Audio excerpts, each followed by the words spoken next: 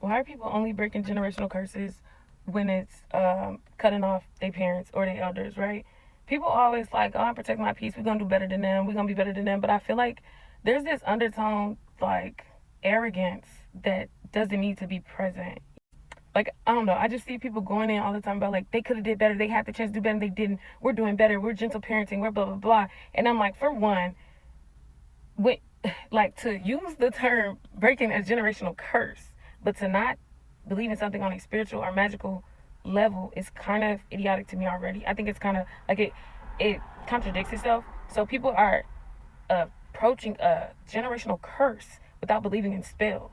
You get what I'm saying? Like when the curse is the product of a spell, it's the product of actual work. Y'all just use these words so blindly. So when you're addressing the way your parents talk to you, that's not necessarily the curse. That's the product of something, maybe their abuse, which I'm not dismissing their behavior, but what I'm saying is that's not the curse. That's usually the product of.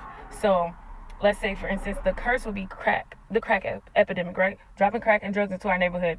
That was a big spell within itself. Them and the way they acted after that was the product of. So we're trying to fix the situation, but we're attacking a branch and not the root. You get what I'm saying? Like, oh, I'm not giving them my kids. I give my kids time to process things. Yes, we need to be doing that, but that is such a small part of the curse. The curse is in the food, the red dye. You get what I'm saying? The curse was in the diet, the slave ass diet way back that's still present. That's the curse. Break that shit. You're not yelling at your kid, but they get to eat McDonald's all day. They get to eat these plastic. They get to eat poison nonstop. That's deteriorating their mind.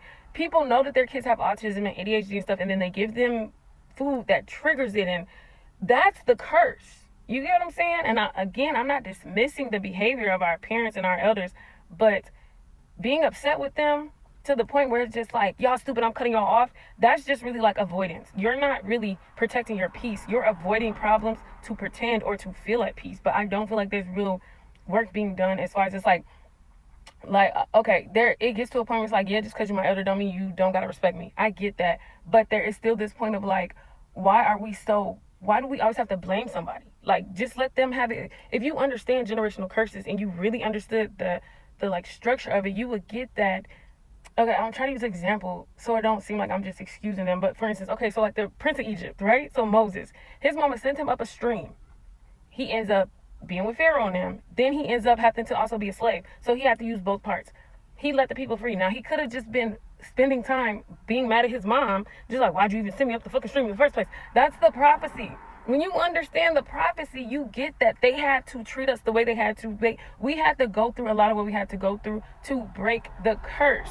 Because if we got treated a certain way, it might not have led us to want to break the entirety of the curse. You get what I'm saying? Like, we are the awakened. We have way more awakened people in this group than our parents had. We have a lot more knowledge. We have TikTok, we have Google in the palm of our hands to know this like structure that you get what I'm saying? So it's like we don't really gain much by just trying to point the finger at them all the time. Now I do agree that we have to call them out for some things and they have to be held accountable because I stand strong on that, but I do also understand that they were doing the best that they could. Like I said, they had to go through the crack epidemic. A lot of them used it and a lot of them just had to witness a world around it. That shit wasn't nothing nice. It wasn't just Nino Brown. It wasn't just Bumpy John. Like, it wasn't just the fun or the like excitement drug dealing life. Like, people had to walk down alleyways and see their loved ones who were going to college to be great things just humped over in a corner, doing outrageous things for a hit of some drugs. Do you get what I'm saying? Like, think of somebody in your life that's doing perfectly fine that you look up to right now, and the next time you see them, their teeth is rotten, they messed up, and this has just hit them out of nowhere. The crack epidemic was heavy, and a lot of the kids in my generation are the product of also. So like, this is the product. That the way they treated us was like a reaction to the curse, but it wasn't the curse. You get what I'm saying? It's like, I'll use another example. So like Holes. Everybody liked the movie Holes, right? That is the perfect example of how generational curses really work. He didn't spend his time being like, oh, dad and grandpa, y'all dumb as hell. The shoes gonna always stink. You're wasting my time. I could be so much better if it weren't for you. No. Dude had to go to jail, falsely accused, then become best friends and find out that that guy is the reason he was in jail. But that guy also happened to be a part of him breaking the curse. Do you get how it works with the prophecy, bro? If you really believe yourself to be the chosen one, to be the one to break the curse, if you really believe that, then you would understand what you have to endure to actually even get to it. You got to go through it to get to it. So to even be like, I don't know, to be so hyper focused on just all that they did wrong, I feel like it's such a waste of time. Like, I feel like we're losing the plot. I don't think that it doesn't have to be addressed, but I think that they have gotten us distracted and stuck on that so that we're not actually breaking the curses. You get what I'm saying? Like, I don't know. I think to be coming at it in such a fleshly way, or like on such a surface level and not a spiritual one, like, you're already losing. You're already losing when you're breaking the curse, but then your kids listen to these hypersexual ass songs. But you like, oh, as long as I ain't letting no strange men around me, that's cool. But the stuff, do you understand like the way the adolescent mind works? The things you let them intake at such a young age. These songs be very descriptive, and the things I be hearing these kids post, and the things that they can even post on TikTok with the songs in the background, this is playing to their psyche. Like, that's a part of the curse. That, like, you know what I'm saying? Like I said about diet and like what they eat, that is heavy. What they watch, movies, everything. They have no sense of family. They're not learning how to problem solve or anything because they don't play with kids. People are harboring their kids close to them because they're raising their kids in fear of their own trauma.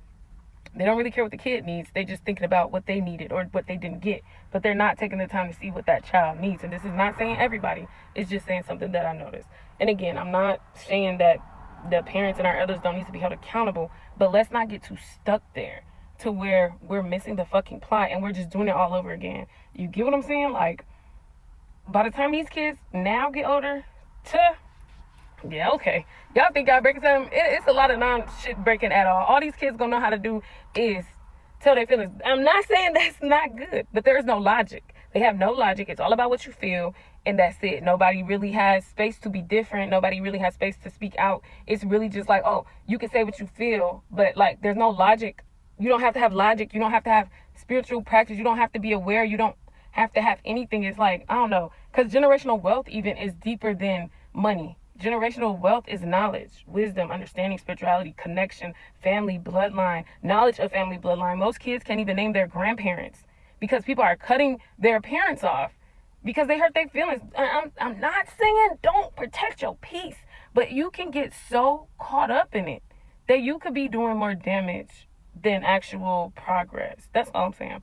I hope this didn't go over y'all heads, but I did just want to address that because I don't know. I feel like people don't really take the time to see it for the bigger picture. Everybody's just so focused on like, I don't like what our parents did to us. They really stuck. They dropped the ball. Da, da, da. And it's like, man, if you really talking about a curse, they might have had to drop the ball for us to be who we are. So I don't know. Just maybe stop saying curse. Maybe choose another word. Just saying I'm doing better than my parents did for me. But if you're talking about generational, that means it didn't just start our parents either. This means this goes back to slavery. This goes back to Jim Crow.